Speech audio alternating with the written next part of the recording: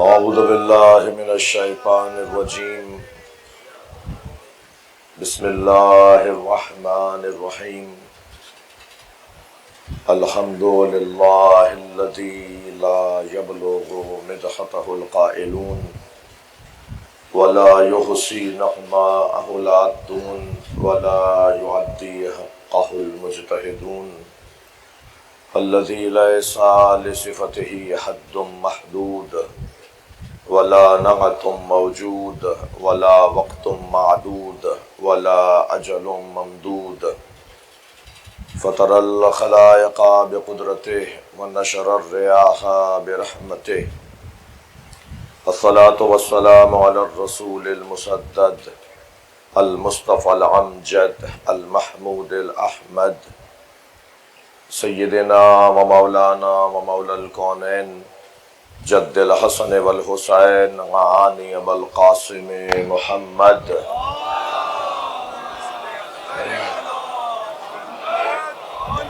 وآلہ الطیبین الطاہرین المعصومین الذین قال اللہ انما یرید اللہ لیذہب عنکم الرجس اہل البیت وَيُطَهِّرَكُمْ تَطْهِيرًا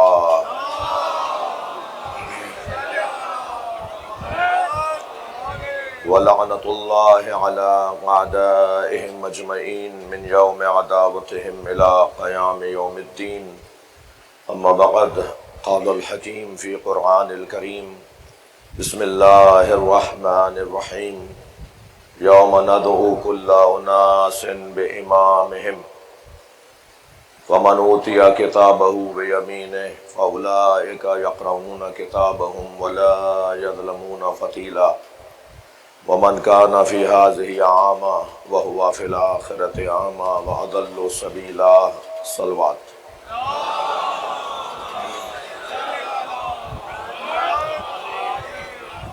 اس سے بلند صلوات مل کر ادا کریں گے۔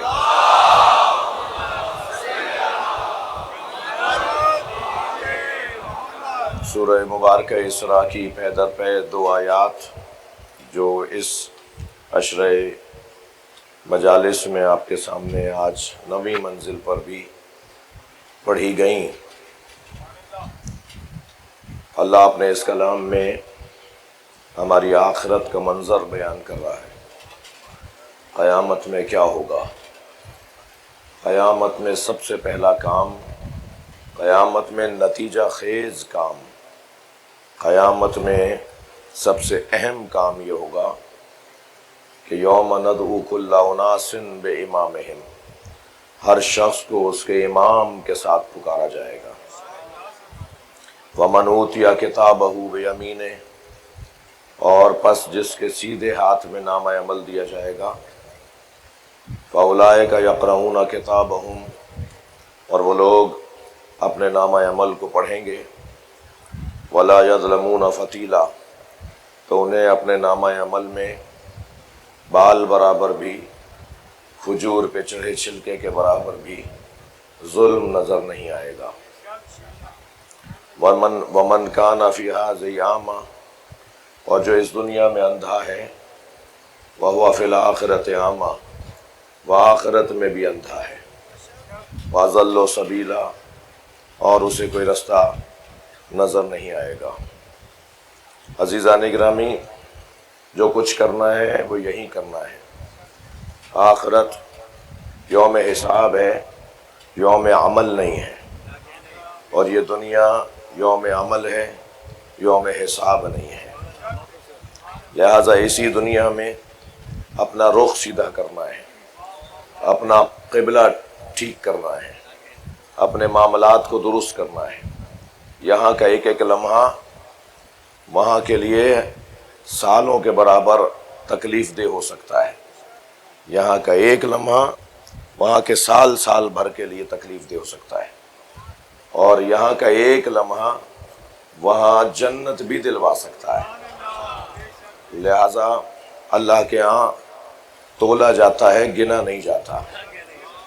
وہ کیفیت کو دیکھتا ہے، کمیت کو نہیں دیکھتا۔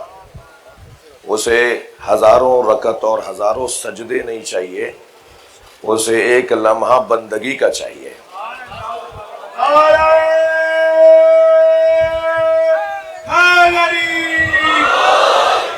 یہ جگہ کوئی اور ہے، وہ جگہ کوئی اور ہے، لہٰذا یہاں کا ایک ایک لمحہ قیمتی، ایک ایک لمحہ حساب میں آ رہا ہے۔ میرا حتیٰ کسی کو دیکھ کے مسکرانے کا بھی کہیں ثواب اور کہیں عذاب ہوگا۔ ہمارا کسی سے ایک لمحے کے لیے منہ موڑ لینے پر بھی ہم سے حساب ہوگا، اور جہاں ہمیں دیکھ لینا چاہیے تھا اور وہاں نہیں دیکھا اس کا بھی حساب ہوگا۔ میرا محترم مجمع مجھے ہاں نام میں بتائے، مثلی لا یبایع مثلا، مجھ جیسا اس جیسے کی بیعت نہیں کر سکتا۔ کتنی دیر لگی؟ ایک لمحے میں فرمایا امام حسین نے، مجھ جیسا اس جیسے کی بیعت نہیں کر سکتا۔ یہ ایک لمحے کا جملہ قیامت تک امامت کرے گا، رہنمائی کر رہا ہے، سرداری کر رہا ہے، امامت کر رہا ہے۔ عزیزان گرامی، کل قیامت میں ہر شخص کو اس کے امام کے ساتھ اٹھایا جائے گا، اور جس امام کے ساتھ اٹھایا جائے گا وہ دو طرح کے ہوں گے۔ کچھ تو امام وہ ہوں گے جو خود اپنے معمومین پر، اپنے اصحاب پر لعنت کر رہے ہوں گے۔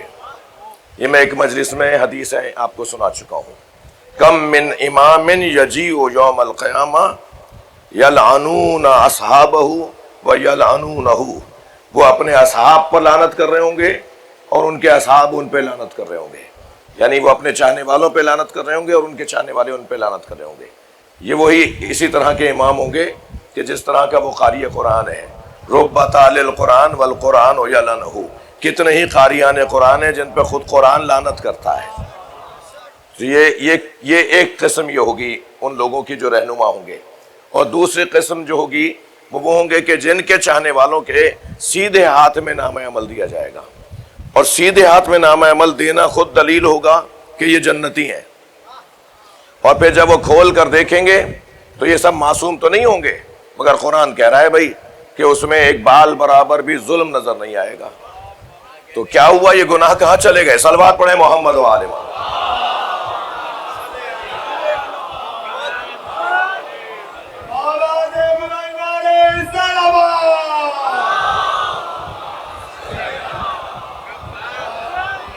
میں پچھلے سال کے عشرے میں اس مفہوم کو بہت مفصل کہہ چکا ہوں کہ جتنی بھی عبادات ہیں ان سب کا نتیجہ تقوی ہے۔ جتنی بھی عبادات ہیں، روزہ ہو، نماز ہو، حج ہو، ان سب کا نتیجہ، ان کا فائدہ تقوی ہے، لیکن عقیدے کا فائدہ فلاح ہے۔ عمل کا فائدہ تقوی ہے، نظریے کا فائدہ جنت ہے۔ یعنی کامیابی اور فلاح اور رستگاری اگر ملنی ہے تو وہ عقیدے کی بنیاد پر ملنی ہے۔ مجھے اپنا عقیدہ درست کرنا ہے، عمل اس کے مطابق درست ہو جائے گا۔ اگر میرا عقیدہ درست نہیں ہے تو عمل اسی کے مطابق ڈھلتا چلا جائے گا۔ اب ہمیں اسی دنیا میں طے کرنا ہے کہ ہم کس کے پیچھے چل رہے ہیں۔ اللہ نے ہمیں جہاں محبت کرنے والا خلق کیا ہے، انسان ہے نا، اللہ نے جہاں ہمیں صاحب ارادہ خلق کیا ہے، اللہ نے جہاں ہمیں توجہ چاہوں گا، ہمیں جہاں آزاد منش خلق کیا ہے، وہاں ہمیں عقل دے کر بھی تو بھیجا ہے۔ بلکہ کہہ دوں کہ سب سے زیادہ ہماری ہر صفت کے اوپر جو صفت غالب ہے، حاکم ہے، وہ ہماری صفت عقل ہے۔ عقل، ہمارے محبت بھی عقل کی بنیاد پر ہوگی تو اس محبت کا فائدہ ہوگا، نفرت بھی عقل کی بنیاد پر ہوگی تو اس نفرت کا فائدہ ہوگا، آزاد منشی بھی عقل کے مطابق ہونا چاہیے۔ یعنی ہمارے سارے کاموں پر جو چیز حاکم نظر آتی ہے وہ ہماری عقل ہے، اور عقل ہمیں رہنمائی کر رہی ہے۔ صلوات پڑھ لیں محمد والے۔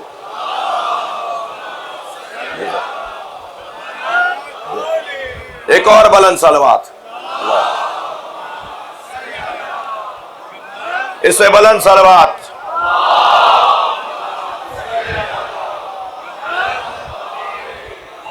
اب وہ عقل کا تقاضا کتنی روشن اور سیدھی سی بات ہے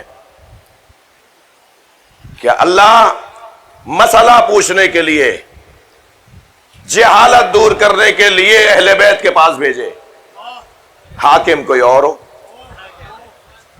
اللہ طہارتیں لینے کے لیے پاکیزگی حاصل کرنے کے لیے، اپنے معیار اور مقام اور وقار کو بڑھانے کے لیے اہل بیت کے پاس بھیجے، حاکم کوئی اور ہو۔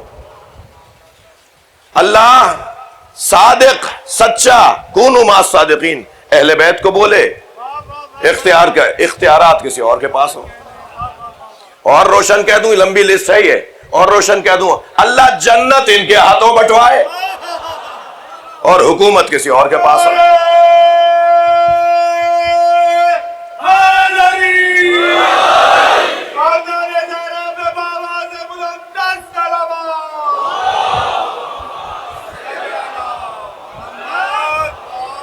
بھئی آج کی مجلس میں پورے عشرے کا ایک تتمہ، بہت مجھے بھی عجلت کا سامنا ہے، میں تھوڑا سا تاخیر سے مجھے ممبر ملا ہے، اور میرے مزاج میں نہیں ہے کہ میں اذان کے بعد تک بھی مجلس پڑھوں، مجھے اچھا نہیں لگتا خود سے، ورنہ تو کیا ہے 1-2 منٹ کا وقفہ لوں گا اور اس کے بعد پھر مجلس جاری رکھوں گا، لیکن اچھا نہیں لگتا، شایان شان نہیں ہے۔ عبادتوں کو ٹکرانا یہ عبادت گزاروں کا کام نہیں ہے۔ صلوات پڑھنے ذرا محمد و آل محمد۔ ایسا ہوتا بھی آیا ہے اور آپ کو بھی برا نہیں لگے گا، ایسا ہوتا آیا ہے، کئی دفعہ ہوا ایسا، لیکن میں اپنی بات کر رہا ہوں۔ ایک صلوات پڑھیں ذرا محمد و آل محمد۔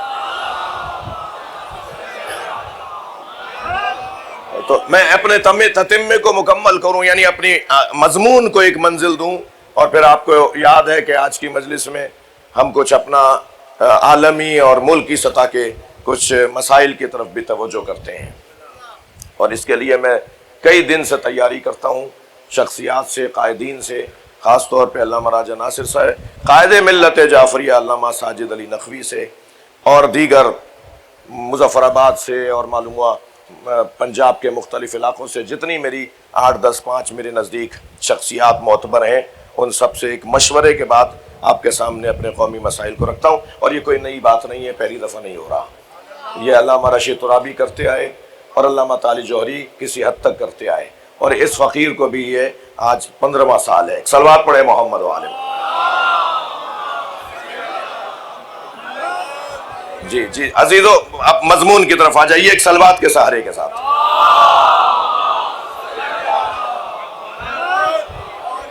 اور وہ یہ کہ اللہ نے طے کر لیا ہے، توجہ چاہوں گا، اللہ نے طے کر لیا ہے کہ ان 5 صفات کے حامل لوگوں کو امام بنائے گا۔ اللہ نام نازل نہیں کرتا، اللہ فارمولہ دیتا ہے، اصول دیتا ہے، قانون دیتا ہے، قاعدہ دیتا ہے، اس قاعدے پہ تم ڈھونڈتے چلے جاؤ۔ تمہارے پاس بھی تو عقل ہے، تم خود سے انتخاب کرو نا، خود سے تلاش کرو نا۔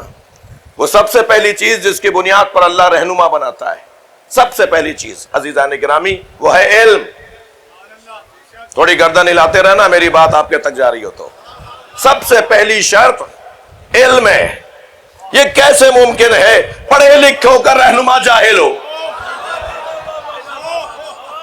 یہ کیسے ممکن ہے کہ علم کے بغیر رہنمائی ہو سکے؟ سب سے پہلی شرط علم ہے، اور علم بھی کون سا علم؟ جو میں نے اسکول میں جا کے پڑھا، میں نے جو مکتب میں جا کے پڑھا، جس کے پڑھنے پر خود پڑھانے والے کو شک رہا، جس کے پڑھانے والے کو خود پڑھانے والوں کو شک رہا، اور آج یہ نہیں کل یہ کہہ دیا اور پرسوں پھر بدل دیا اور روزانہ نئی تحقیقات لے کر آ گئے۔ وہ علم جو آفاقی ہو، آسمانی ہو، وہبی ہو، جس کا پڑھانے والا خود اللہ ہو۔ ثم دلیل دے رہا ہوں، سورہ مبارکہ فاتر، ثم اورثنا الکتاب الذین من عبادنا، ثم اورثنا الکتاب الذین اصطفینا من عبادنا، ہم نے اس کتاب کا عالم انہیں بنایا ہے جنہیں چن لیا ہے۔ کتاب میں خشک اتر ہے یا نہیں؟ ہاں نہ بولیے ذرا۔ کتاب میں ہر چیز کا ذکر ہے یا نہیں؟ کتاب میں کوئی ایسی چیز نہیں ہے جس کو اللہ نے نازل نہ کر دیا ہو۔ اس کا عالم کون ہے؟ ثم اورثنا الکتاب الذین اصطفینا من عبادنا۔ جلدی جلدی گزر رہا ہوں، ہر منزل پر رکنے کا دل کر رہا ہے مگر مجبوریاں ہیں۔ دوسرا عنوان، اللہ جسے حاکم بناتا ہے، رہنما بناتا ہے، امام پیشوا بناتا ہے، اس کی دوسری صفت یہ ہے کہ اسے حاکم زمین کا حاکم بناتا ہے، اس زمین کا اختیار اس کے پاس ہوتا ہے، مجال ہے کہ زمین اس کے حکم کی سرتابی کر جائے۔ جس زمین پر میں بیٹھا ہوں اس کو مالک بنایا جاتا ہے، تو زمین کے اوپر رہنے والے مالک کیوں نہیں مان رہے؟ اس زمین کا مالک۔ لقد کتبنا، سورہ مبارکہ الانبیاء آیت نمبر 105۔ فاروق بھائی یہ وہی آیت ہے، میں ایک جگہ ایک سفر کر رہا تھا، ایک فضائی سفر تھا، میرے برابر میں ایک مفتی صاحب تشریف فرما تھے، وہ فرمانے لگے کہ آپ فلاں ہیں اور آپ کے ہاں شرک بہت ہوتا ہے، ذرا اپنے لوگوں کو سمجھائیے۔ تو میں نے کہا جی آپ کی مہربانی محبت کہ آپ مشورہ دے رہے ہیں، کوئی ایک مثال بتائیے۔ تو انہوں نے چند مثالوں میں سے، البتہ کچھ باتیں ٹھیک بھی تھیں، صلوات پڑھیں ذرا محمد والے۔ اصلاح تو ہونی چاہیے، اصلاح تو ہر ایک کو اصلاح کی ضرورت ہے، مگر جو باتیں انہوں نے کی ان میں سے ایک بات انہوں نے کی کہ صاحب آپ کے یہاں وہ ایک توغرے لگائے جاتے ہیں، فریم بنائے جاتے ہیں، علی وارث۔ یہ شیعہ حضرات اپنے گھروں میں، اپنی گاڑیوں پر، اپنے آفسوں میں علی وارث لکھتے ہیں۔ تو میں نے کہا مفتی صاحب اس میں کیا مسئلہ ہے؟ کہنے لگے آپ بھی اسی کا شکار ہیں۔ میں نے کہا نہیں، مجھے ذرا تھوڑا سا سمجھائیں تو صحیح، اس میں مسئلہ کیا ہے؟ کہنے لگے اللہ وارث ہے، وَلِلَّهِ مِيرَاثُ السَّمَاوَاتِ وَالْأَرْضِ، قرآن کہہ رہا ہے کہ اللہ ہی کے لیے آسمان اور زمین کی میراث ہے، آپ کہہ رہے ہیں علی وارث۔ میں نے کہا مفتی صاحب آپ بزرگ ہیں، یقیناً حافظ قرآن ہوں گے، آپ نے سورہ مبارکہ الانبیاء کی اگر 105ویں آیت میں سننا چاہوں گا آپ سے، تو آپ یقین جانیے انہوں نے آیت سنا دی، اور جو آیت انہوں نے سنائی وہی اس وقت میرے مضمون میں ہے۔ آیت ہے سورہ مبارکہ الانبیاء کی 105ویں آیت، لَقَدْ كَتَبْنَا فِي الزُّبُورِ مِن بَعْدِ الذِّكْرِ أَنَّ الْأَرْضَ يَرِثُهَا عِبَادِيَ الصَّالِحُونَ، ہم نے تورات، زبور، انجیل، قرآن میں لکھ دیا ہے ہماری پوری زمین کے وارث ہمارے نیک اور صالح بندے ہیں۔ میں نے کہا مفتی صاحب آپ سے ایک علی وارث سمجھ میں نہیں آ رہا تھا، ہم 14 کو وارث مانتے ہیں۔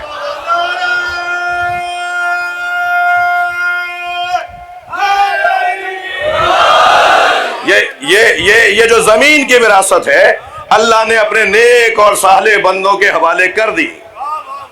پھر گزارش کر رہا ہوں کہ یہاں ایک اور وادی ہے جس میں بہت دیر آپ کی خدمت میں رہ سکتا ہوں، بہت ہی حسین منظر ہے۔ ایک دن جناب سیدہ زہرا سلام اللہ علیہا نے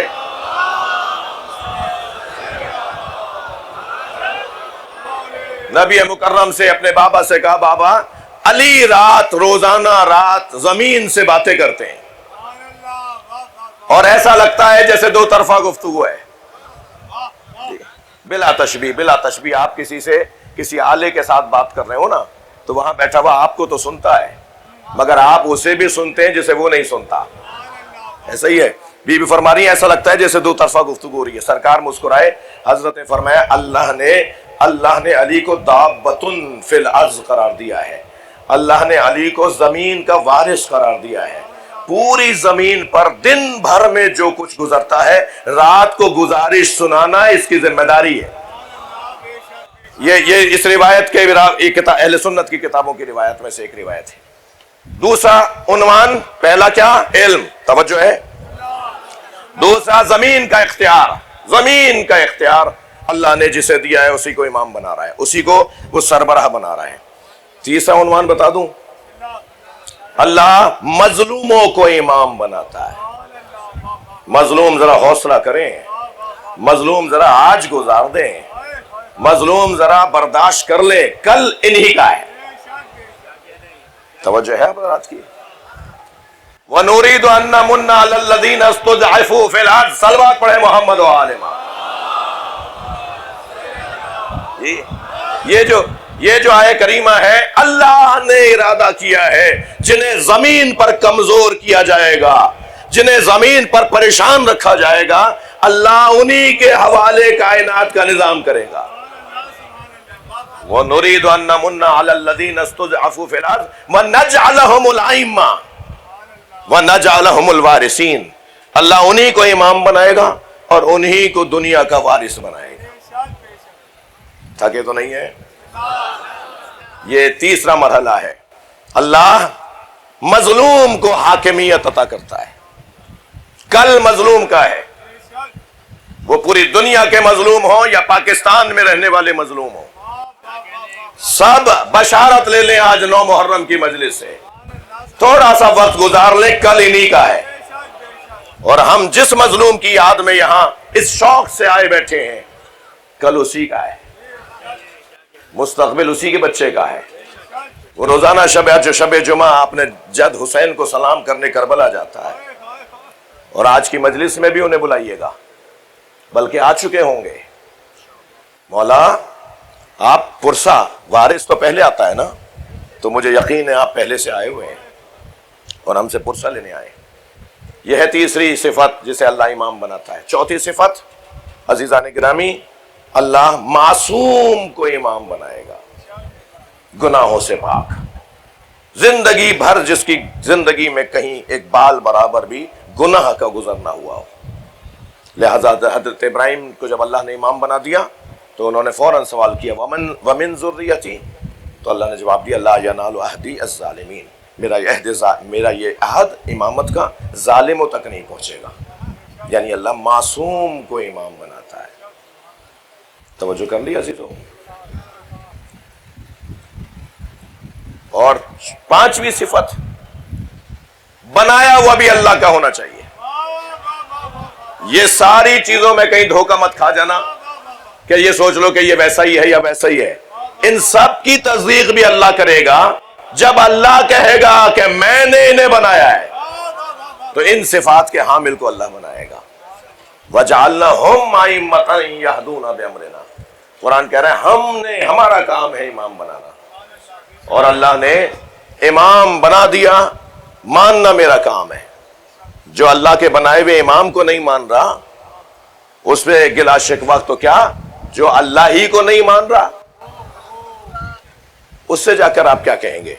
تو ماننے کا اختیار تو یہ جو ہمیں اما شاکرا و اما کفورا کے عنوان سے اللہ نے کیفیت دی ہے ماننے اور نہ ماننے کی، وہ تو ہمارے ہاتھ میں ہے نا۔ عزیزان گرامی، اللہ کا شکر ہے کہ میں اور آپ جہاں بیٹھے ہیں اس سے اچھی جگہ نہیں ہے۔ ہم جس دروازے پر بیٹھے ہیں، محرومیاں، پریشانیاں، الجھنیں سب اپنی جگہ، مگر ایک اندر سے آواز آتی ہے کہ جہاں بیٹھے ہو صحیح بیٹھے ہو۔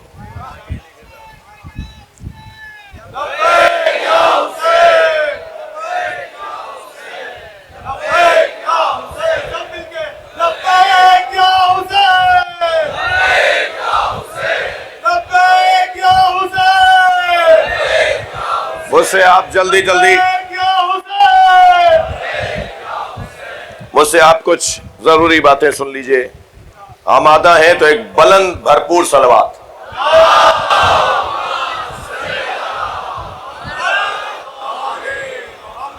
کچھ قومی ملکی مسائل کی طرف آپ کی توجہ چاہوں گا اور آپ کے توسط سے ذمہ داروں کی توجہ چاہوں گا۔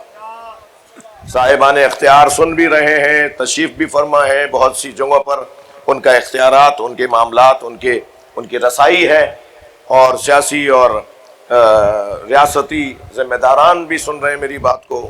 سب سے پہلا نقطہ ترتیب بھی یہی ہے جو میں عرض کر رہا ہوں۔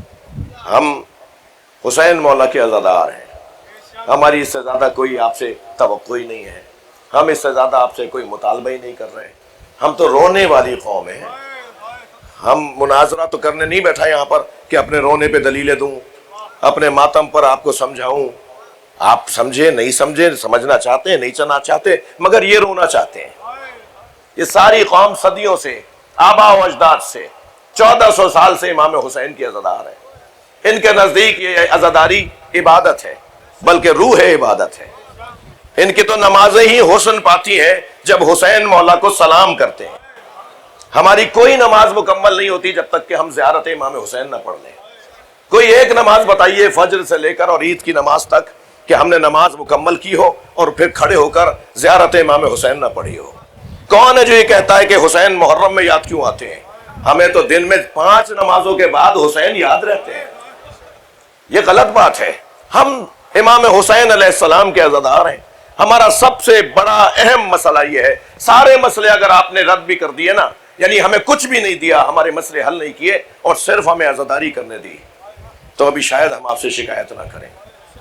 سب سے پہلا اہم ترین مسئلہ نماز رسول صلی اللہ علیہ وسلم، امام علی مقام سید الشہداء کی عزاداری ہماری شہرگ حیات ہے۔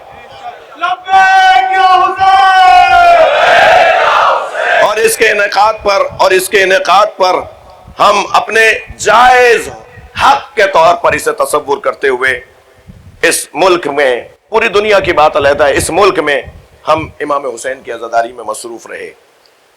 کبھی ہم نے بم دھماکوں سے، دہشت گردیوں سے، ٹارگٹ کلنگ سے اور کسی طرح کی سنگینوں اور رکاوٹوں سے عزاداری پر اپنی جانب سے کوئی کمزوری نہیں چھوڑی۔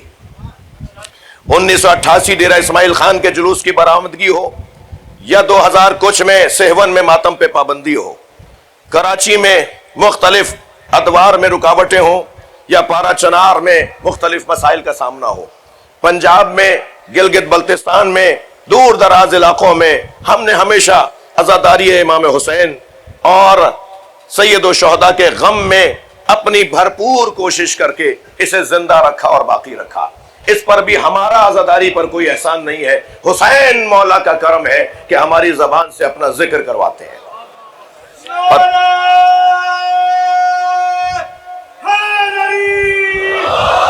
راجہ بازار پر راول پنڈی کا مسئلہ ہو یا سانہ عاشورہ کراچی ہو، سب نے دیکھ لیا کہ ہم نے جنازے اٹھائے، ہم نے پریشانیاں اٹھائیں، مگر علم گرنے نہیں دیا۔ اور حضرت عبداللہ شاہ غازی کے مزار پر بھی عزاداری ہمارا آئینی انسانی حق ہے، جسے ہم انشاءاللہ لیں گے۔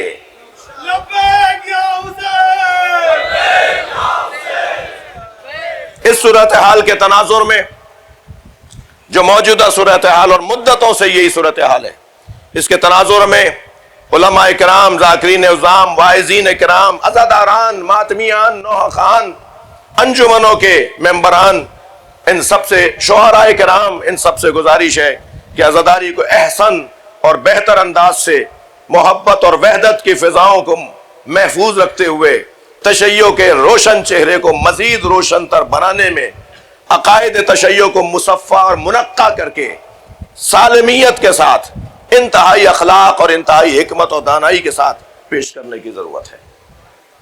وہ سب اپنی جگہ ہوتا رہے، مگر ہم کام اپنا خود کرتے رہیں گے۔ دوسرا مسئلہ، پنجاب میں پولیس انتظامیہ کی طرف سے ناروا، نامناسب عزاداروں کے ساتھ رویے، NOCs 40 سال پرانی مجلسوں کی جاری کرنے کے بعد کینسل کر دینا، گھر کے اندر کی مجلسوں کو منعقد نہ ہونے دینا، نئی لسٹیں بنا کر مرکزی سیکرٹری جنرل صاحب جناب شبیر مسمی صاحب تشریف فرمائے، انہوں نے وہاں پریس کانفرنس بھی کی، وہاں کے وزراء سے بھی ملاقاتیں کی، وہاں کے افسران سے بھی ملاقاتیں کی، کہاں جا کر انہوں نے دروازہ نہیں بجایا۔ جتنے سیاسی لوگ ہیں، جتنے بھی منتخب لوگ ہیں اور حکومتی افراد ہیں، ان سب نے جو یقین دلوایا، جو طے ہوا، اداروں نے وہ سب ختم کر دیا۔ میری مراد یہ ہے کہ پولیس کی جانب سے رکاوٹیں ڈالنا، خاص طور پر اتنا بڑا صوبہ جو ہمارا آدھا ملک ہے، اس میں ہمارے ساتھ زیادتیاں ہیں، روایتی مجلسوں کو، روایتی جلوسوں کو روکنا، ان کے امور میں رکھنا ڈالنا، ہم یہ سمجھتے ہیں کہ یہ عمل آئین پاکستان میں دیے گئے انسانی حقوق سے متصادم ہے، اور نئے SOPs قائم کر کے عزاداری میں رکاوٹ ڈالنا کسی طور عزاداروں کو گوارا نہیں ہے۔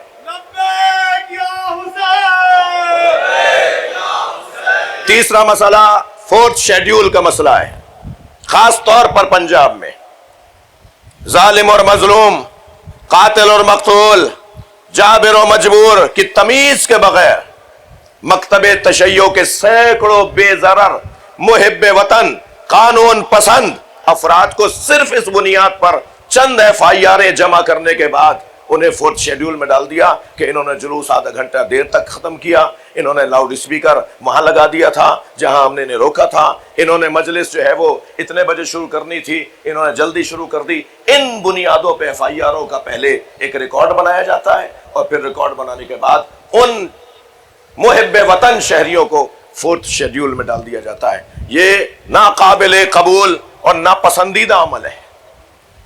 اس کے بعد کا 5واں مسئلہ وہ مسنگ پرسن کا مسئلہ ہے.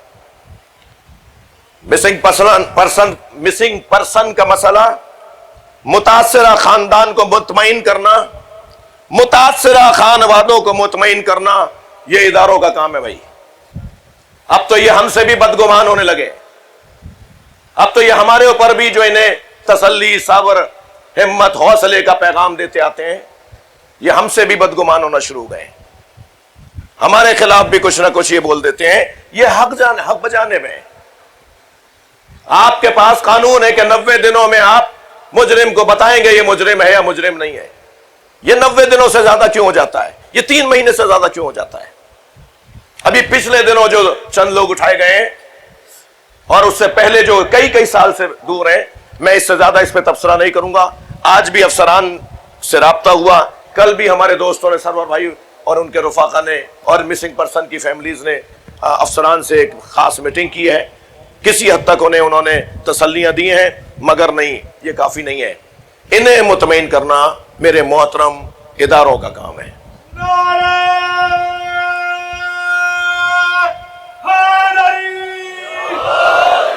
چھٹا مسئلہ FIRs اور داخلہ اور زبان بندیوں کا مسئلہ. یہ مسئلہ بھی سندھ میں کوئی 5-10% اور 90-95% پنجاب اور دیگر صوبوں کا مسئلہ ہے. اپنے ہی شہر میں وہ خطیب و ذاکر مجلس نہیں پڑھ سکتا. اپنے ہی شہر میں ایک امام بارگاہ سے دوسرے امام بارگاہ نہیں جا سکتا.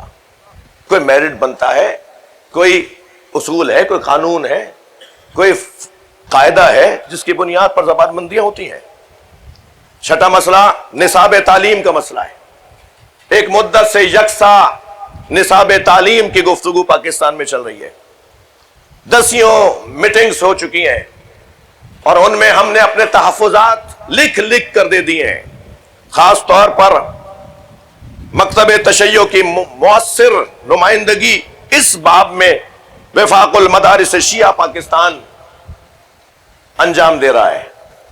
ہمارے وفاق المدارس شیعہ پاکستان اکیڈمک لوگ ہیں نا، اکیڈمی کے لوگ ہیں نا، پڑھے لکھے لوگ ہیں نا. شیعہ تعلیمات کو مرتب کرنے اور ان کی تبلیغ اور ان کی تشہیر کرنے والے لوگ ہیں نا. ان کی سفارشات کو اب تک عملی جامہ نہیں پہنایا گیا. یہ ہمارے لیے تشویش کی بات ہے. 7واں مسئلہ زائرین کی پالیسی کا مسئلہ ہے. وہ کسی سرد خانے میں چلی گئی، وہ نہ جانے کہاں چلی گئی. یہ زائرین پریشان ہیں، یہ مشکلات میں ہیں، یہ پاکستانی شہری ہیں. انہیں ان کا شہری حق دیا جائے اور عراق، ایران، شام جانے والے خاص طور پر اور دیگر ممالک میں زیارت کے لیے جانے والے لوگ، خاص طور پر ان 3 ممالک کے لیے پالیسی بنائی جا رہی تھی. اس پالیسی کو مکمل کر کے ہمارے تحفظات کا اس میں ازالہ کرتے ہوئے ہماری باتیں جو سفارش کے طور پر پیش کی جا چکی ہیں ان کا خیال کرتے ہوئے اسے مکمل کرنے کا ہم مطالبہ کرتے ہیں.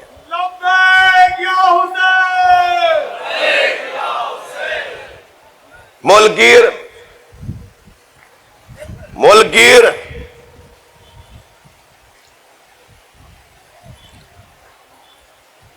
سانحات اس ملک میں ہوئے، ملکی سطح کے سانحات، سانحہ عاشورہ ہو، سانحہ راجہ بازار ہو، جی کوئٹہ کے سانحات ہوں، پشاور کے سانحات ہوں، لاہور کے سانحات ہوں. میں خود مقاتل الشیعہ کے نام سے 20 جلدوں میں انسائکلوپیڈیا دائرۃ المعارف پاکستان کے شیعوں پہ لکھ چکا ہوں. اس کی 18 جلدیں چھپ چکی ہیں. 100 سے زیادہ سانحات ہیں اس ملک میں جو ہمارے خلاف ہوئے ہیں. آج تک ہمیں ان کی رپورٹ نہیں دی گئی، نہیں بتایا گیا ان کے پیچھے کون تھا، نہیں بتایا گیا کہ اس کے محرکات کیا تھے، نتیجہ کیا نکلا. ہمیں اب تک انتظار ہے کہ ان تمام سانحات کے حقائق ہمارے سامنے لائے جائیں. اور ہمارا خون ہے، ہمارا نقصان ہے، تو ہمیں بتاؤ کہ یہ واقعہ کیوں ہوا، کس نے کیا، اور تم نے اس واقعے کے حوالے سے کیا کیا. ظالموں جواب دو، خون کا حساب دو. ظالموں جواب دو، خون کا حساب دو. توجہ ہے؟ خستہ تو نہیں ہو رہے، تھک رہے ہیں؟ نعرہ حیدری اس کے بعد کا مسئلہ اداروں میں مناسب نمائندگی کا مسئلہ ہے۔ وفاقی شرعی عدالت میں ہماری کوئی نمائندگی نہیں ہے۔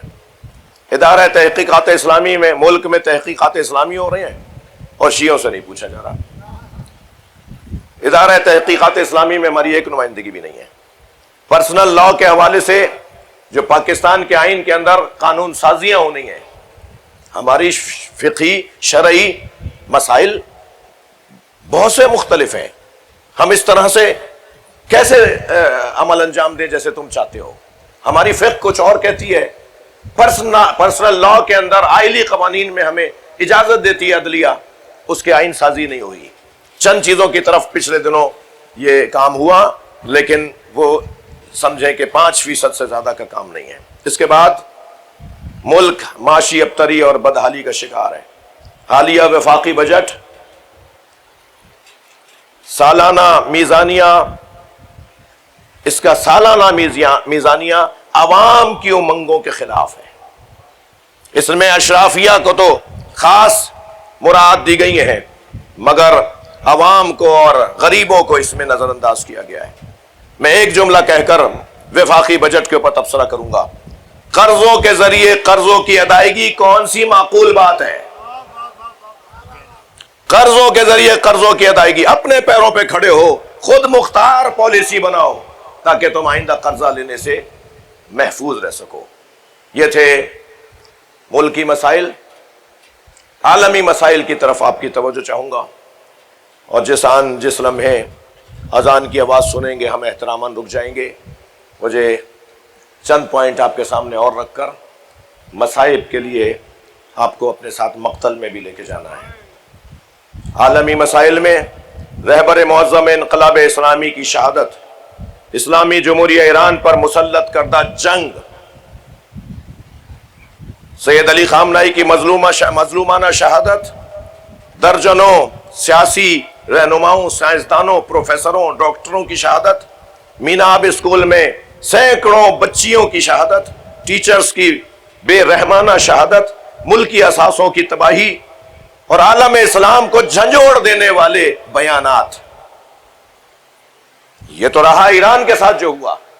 تم نے بیان دیتے وقت جو پاکستانی مسلمان کی دل آزاری کی ہے، تم نے بیانات دیتے وقت، پریس کانفرنس سے کرتے وقت جو عالمی سطح کے مسلمانوں کی، ساری دنیا کے مسلمانوں کی دل آزاریاں کی ہیں۔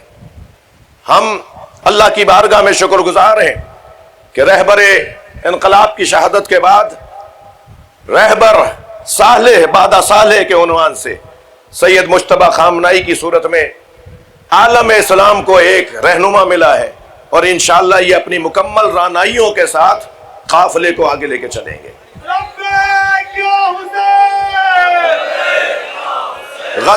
غزہ کے مسلمانوں کی حالت زار۔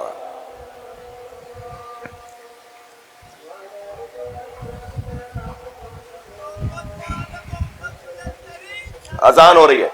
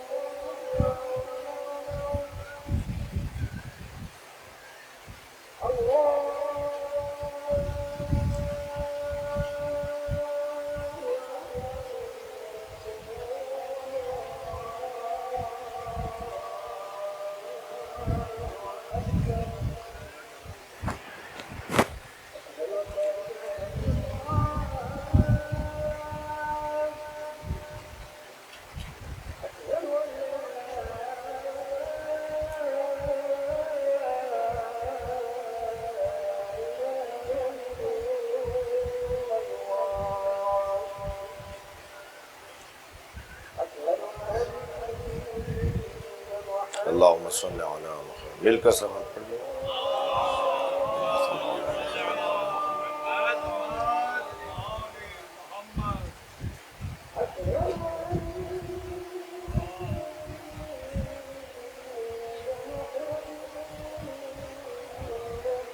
اللہم صلی علی محمد۔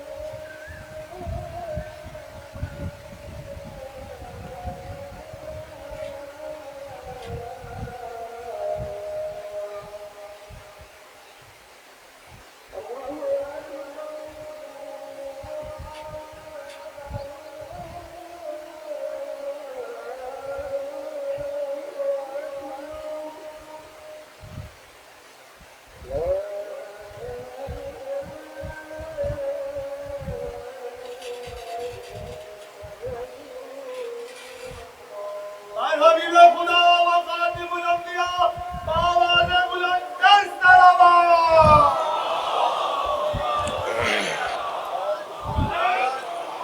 17 اکتوبر 2023 سے لے کر اب تک حماس کے سرکردہ رہنماؤں کو شہید کیا گیا. 1 لاکھ سے زیادہ فلسطینی بچوں کو شہید کیا گیا. بوڑھوں کا قتل عام، نسل کشی، تباہی، بربادی اور پریشانیاں وہاں پر مسلسل باقی ہیں. مرد آباد، مرد آباد، مرد آباد، مرد آباد، اس کے بعد مرد آباد، مرد آباد. لبنان جو بار بار یہ پاکستان اور ایران اور اس جارے اور ظالم جس نے شہید رہبر کو، اتنی بڑی نعمت کو، اتنے بڑے شخصیت کو ہم سے چھین لیا، اور مارنے کے بعد فخر سے کہتے ہیں کہ ہم نے مارا ہے اور ان سب کو ماریں گے. ان کے درمیان جو پاکستان کا کردار، پاکستان کی ریاست کا کردار، پاکستان کے آرمی چیف جناب حافظ سید منیر کا جو کردار ہے، اور عاصم منیر صاحب کا، وزیر اعظم صاحب کا یہ جو کردار ہے، یہ قابل تعریف ہے، قابل تحسین ہے. اس پورے عمل میں جو بار بار رکاوٹیں آئیں اور اب بھی بہت ساری مراحل باقی ہیں، اور پھر رکاوٹیں آنے کا جو اندیشہ ہے، وہ در حقیقت یہ معاہدہ جو نہیں ہونے دینا چاہتا وہ اسرائیل ہے. اور اسرائیل کی مسلسل لبنان پر بمباری، مسلسل لبنان کے اوپر حملے، یہ سبب بن رہا ہے کہ عالمی امن متاثر ہے، عالمی سطح پر انسانیت متاثر ہے. لہٰذا لبنان میں جو کچھ ہو رہا ہے، سید حسن نصر اللہ کی شہادت سے لے کر اور ہزاروں لبنانی شہریوں کا قتل عام، عمارتوں اور اثاثوں کی بربادی، اور مسلسل قصبات کے اندر اور شہروں کے اندر حملے اور قبضے اور بین الاقوامی قوانین کی کھلی خلاف ورزی، یہ سب عالمی سطح پر مسلمانوں کی دل آزاری کا سبب ہے. مرد آباد، مرد آباد. کشمیر، مقبوضہ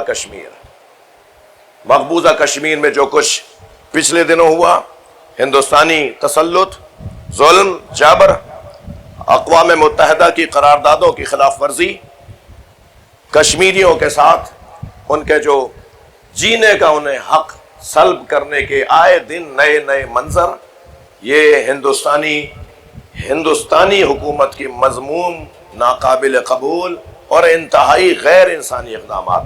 ہم پاکستان کا یہ مرکزی مجمع ہندوستان کے کشمیریوں کے ساتھ کیے جانے والے مظالم اور دیگر پاکستان کے اندر جو دہشت گردیوں میں ان کا حصہ ہے، جو مختلف صوبوں میں ان کے لوگ ہیں، اور ہمارے پاک فوج کے جوانوں کا ان کا سامنا ہے، اور مسلسل شہادتیں یہاں پر آئے دن، جارحیت، آئے دن در اندازی، آئے دن ہمارے ملک کے اندر دخالت، ان سب کی پاکستان کا بچہ شہری مذمت کرتا ہے. یہ ایک مظلوم کی مجلس ہے. یہاں مظلوموں کے لیے آواز اٹھانا، بات کرنا، یہ اس مجلس کا تقاضا ہے. اور مظلوم بھی وہ مظلوم جس پہ آسمان رویا، جس پر زمین کانپی.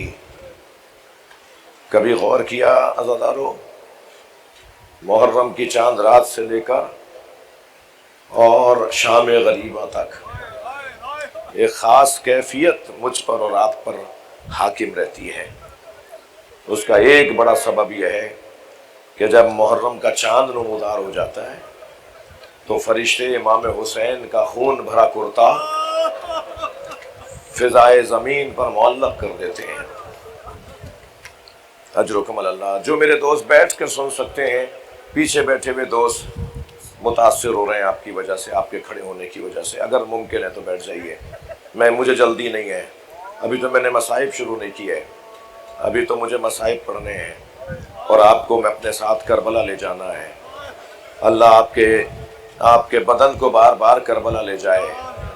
مگر جب ہم مصائب سنتے ہیں نا تو اتنی دیر کے لیے ہمارا ذہن کربلا میں آ جاتا ہے. آمادہ ہو رہے ہیں؟ मौला हुसैन आशूर के दिन सुबह अजान अली अकबर से, सुबह की अजान अली अकबर से और असर आशूर तक 70 से ज्यादा लाशें उठाए हैं। हत्ता गुलामों के लाशें भी किसी को उठाने नहीं दिया है। अगर कोई आगे बढ़ के कहता था ना मौला ये गुलाम है, तो फरमाते थे मेरा मेहमान है। अजरुकम अल्लाह। जो जहां बैठा है अपनी आवाज को आजाद करेगा।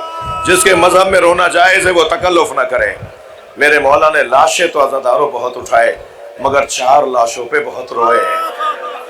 पहुंच गए आप मेरे साथ, आ गए करबला में। एक लाशा जिस पर हुसैन बहुत रोए, वो लाशा कासिम का लाशा, पामाल भतीजे का लाशा, जिसकी जिंदगी में उस पे घोड़े दौड़ गए।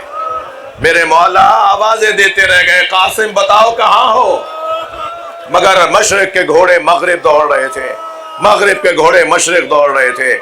इस कैफियत में मौला आवाजें दे रहे थे, कासिम बताओ मेरे बच्चे कहाँ हो। लेकिन जब गर्द छटी और इमाम हुसैन ने आकर देखा तो लाशा बदन पामाल हो चुका था। कैसे अपने बच्चे का लाशा उठाया इसका बयान बहुत मुश्किल है, मगर लाशा उठा के अज़ादारों जब लाए हैं ना तो सारी बीबियों ने तो इस्तकबाल किया, मगर इस बच्चे की मां नजर नहीं आई। अजरुकम अल्लाह, अजरुकम अल्लाह। एक दोस्त ने अभी इशारा किया, जरा आहिस्ता आहिस्ता पढ़िए। मुझे जल्दी नहीं है, नहीं मैं आहिस्ता पढ़ रहा हूँ। करबला में हरम इमाम हुसैन में एक बहुत बुजुर्ग अल्लाह के आरिफ आलिम दीन मजलिस में बैठे थे। जाकिर मसाइब पढ़ रहा था। उन्होंने रोते हुए आवाज देकर कहा, आहिस्ता पढ़ो, जरा ठहर ठहर के पढ़ो, हमें रोने तो दो।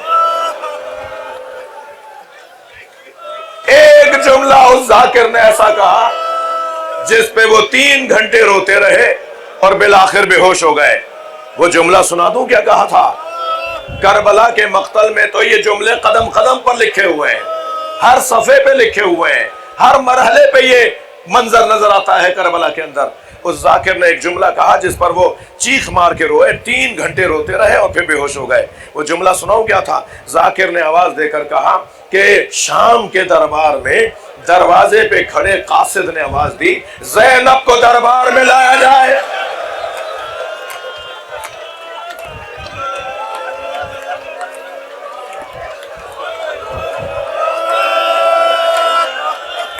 हक है ऐसे रोने का। अल्लाह आपको इन आवाजों, इन आंसुओं के एवज में आपकी दुआएं कबूल फरमाए, आपको इमाम हुसैन की ज़ियारत का शरफ हो। महशर में हुसैन अपने साथ जन्नत में लेके जाएं। वो जो हुसैन के साथ जाने वाले होंगे ना, उनका वो लोग भी ज्यादा होंगे और वो जल्दी जा रहे होंगे। हाँ, मैं रिवायत कोई बात ऐसी नहीं करूंगा जो मुस्तनद हो। जो इमाम हुसैन के साथ जन्नत की तरफ जाएंगे वो लोग भी ज्यादा होंगे और वो जल्दी जल्दी जन्नत में जा रहे होंगे। मौला महशर में हमें पहचान लीजिएगा। ये जो आपका बिगड़ा हुआ चेहरा है ना, रोने वालों, जब आप रोते हैं तो आपका चेहरा कुछ बदलता है ना, ये बिगड़ा हुआ चेहरा ज़हरा को बड़ा अजीज है। ये जनाब फातिमा ज़हरा को बहुत अजीज है ये चेहरा। देखो आज 9 मुहर्रम है, कल आशूर के दिन की मजलिस होगी, किसी को धक्का ना लग जाए, क्या मालूम कौन अल्लाह का वली आया हुआ हो। और फिर मेरा और आपका तो अकीदा ये है कि इमाम सज्जाद आते हैं। हजरत कासिम का लाशा आवाज देकर कहा, भाई बहन ज़ैनब, भाभी उम्मे फरवा नजर नहीं आ रही। तो एक बीवी ने बताया जब कासिम की शहादत की खबर आई थी तो उम्मे फरवा पुश्ते खैमा पर चली गई थी, खैमे के पीछे चली गई थी। अब जाके जो बीवियों ने देखा तो क्या देखा, सजदे में सर है और मेरी बीबी उम्मे फरवा मादर कासिम ज़ौजा इमाम हसन हजरत अब्दुल्ला शाह गाजी की दादी सजदे में सर रखकर शुक्रन शुक्रा हक्कन हक्का, या अल्लाह तूने मुझे इस काबिल जाना। जैसे ही सजदा मुकम्मल हुआ, जनाब फिजा ने कहा, ए आकाजादी, ए मेरी बीबी, हुसैन बुला रहे हैं। आई वहां जहां लाशा रखा हुआ था। بچے کا پامال لاشا دیکھا، غور سے لاشے کو دیکھ کر امام حسین سامنے کھڑے تھے، فرمایا مولا حسین اپنا سر بلند کیجئے، آپ کا بچہ ایسی قربانی دے کر آیا ہے، مولا بس مجھے قاسم کا کرتا چاہیے، جس کرتے میں میرا بچہ شہید ہوا ہے مجھے وہ کرتا چاہیے۔ عزادارو، امام نے نہیں کہا کہ بھابی اس کرتے کا کیا کریں گی جو تار تار ہو گیا، جو گھوڑوں کی سموں سے چاک چاک ہو گیا، مگر ماں مانگ رہی تھی۔ کچھ ہی دیر میں امام حسین نے وہ خون بھرا کرتا، وہ تار تار کرتا جناب ام فروا کو دے دیا، بی بی نے اسے اپنے خیمے میں لے جا کے رکھ دیا۔ کربلا عاشور کا دن، خیمے لوٹے، تبرکات لوٹے گئے، سب کچھ لوٹ لیا گیا۔ میں کیا بتاؤں کیا لوٹا گیا۔ سکینہ سے بالیاں مانگی گئی ہوتی نا تو میری بیوی اتار کے دے دیتی، مگر ایک ظالم نے ایک پتھر سا ہاتھ سر پہ رکھا، ایک پتھر سا ہاتھ بیوی کے سر پہ رکھا اور دوسرے ہاتھ سے بالیاں نوچی۔ جب تک یہ بچی زندہ رہی اپنے کانوں کے دکھنے کا کبھی پھوپھی سے کہتی، کبھی بھائی سجاد سے کہتی۔ تبرکات لوٹے گئے۔ یہ قافلہ 11 محرم کو کوفہ گیا، کوفہ سے شام گیا، شام میں اسیر رہا، اسیری سے رہائی ملی تو تبرکات واپس آئے۔ بتا دوں کیا کیا آیا؟ ایک گٹھڑی لا کے رکھی گئی، اس میں چادریں تھیں۔ جناب زینب نے آواز دے کر کہا بھابی ام لیلہ آپ کی چادر آ گئی۔ ایک چادر کو اٹھایا، دیکھا بہن ام کلثوم تمہاری چادر بھی آ گئی۔ بس ایک جملہ سن لو، چھوٹی سی چادر پر نگاہ گئی، خبر سکینہ پر پھیلا دی اور آواز دے کر کہا سکینہ وطن بہت یاد آتا تھا۔ اجرکم اللہ۔ ایسا لگ رہا ہے جیسے پورا نشتر پاک رو رہا ہو، دروں دیوار سے رونے کی آوازیں آ رہی ہوں۔ یہ قافلہ شام سے رہائی پا کر کربلا آیا، کربلا سے مدینہ گیا۔ ہر بی بی نے اپنی اپنی گٹھڑی اٹھائی ہوئی تھی، بی بی ام فروا نے اپنی گٹھڑی سینے سے لگائی ہوئی تھی۔ یہ قافلہ جب مدینہ میں پہنچا نا تو بار بار کہنے لگی میرا اونٹ جنت البقیع لے جاؤ، میرا اونٹ جنت البقیع لے جاؤ۔ اور جب قبر امام حسن کے قریب پہنچی، گٹھڑی کھولی، خون بھرا کرتا نکالا، امام حسن کی قبر پہ پھیلا دیا اور ایک نوحہ پڑھا، اے میرے والی تمہارے بچے کی نشانی۔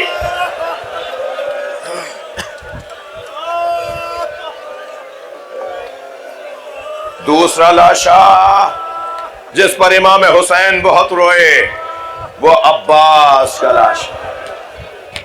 تیسرے لاشے کا نام بتاؤں، وہ چھوٹا بہت تھا۔ اجرکم اللہ، اجرکم اللہ، اجرکم اللہ۔ وہ چھوٹا بہت تھا مگر حسین سے اٹھتا نہیں تھا۔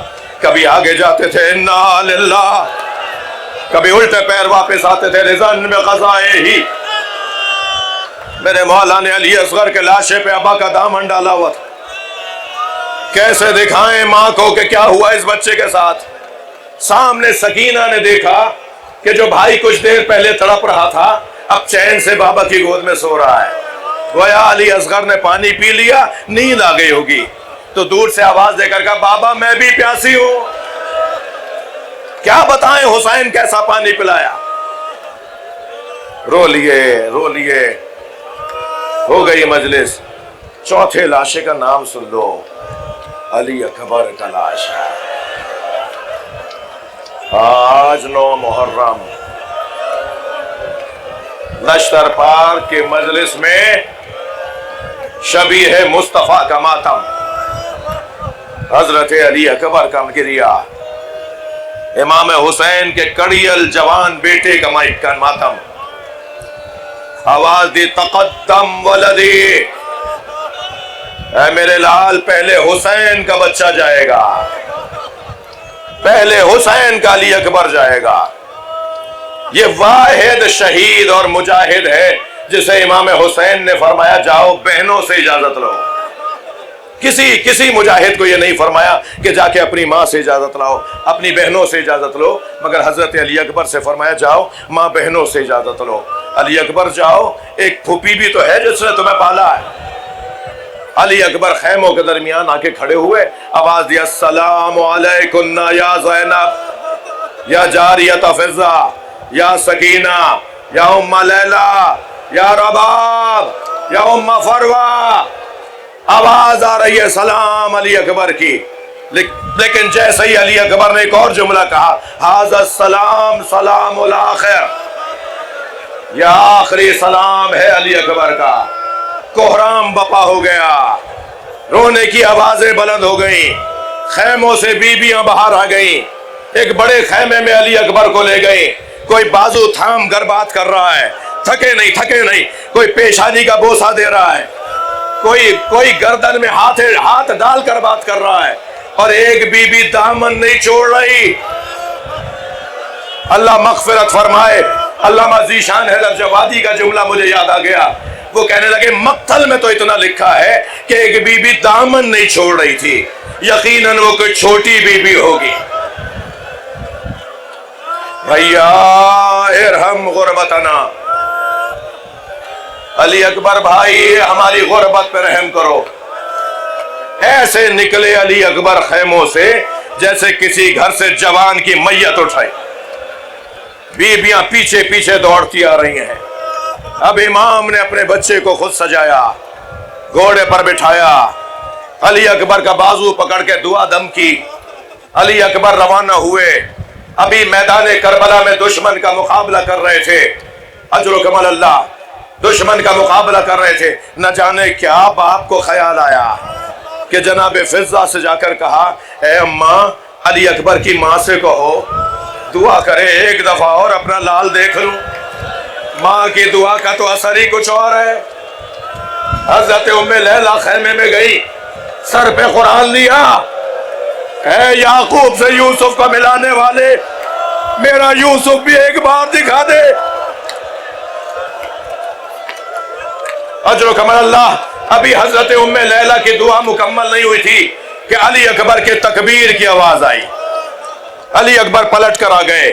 در خیمہ پہ جا کے ماں نے دیکھا تو بیٹا بابا سے بات کر رہا ہے، اور علی اکبر بابا سے یہ کہہ رہے ہیں بابا چند گھونٹ پانی کے مل جاتے تو میں دشمن کو بتاتا کس کا پوتا ہوں. بابا چند گھونٹ پانی کے مل جاتے تو میں دشمن کو بتاتا مجھے کس عباس نے تربیت دی ہے. باپ سے وہ بیٹا پانی مانگ رہا ہے اور جوانی میں مانگ رہا ہے اور شہادت سے پہلے مانگ رہا ہے، جو 4 سال کا تھا اور مدینے میں حسین مولا کے برابر میں مسجد نبوی میں آ کے بیٹھے اور کہنے لگے بابا مجھے انگور کھانے.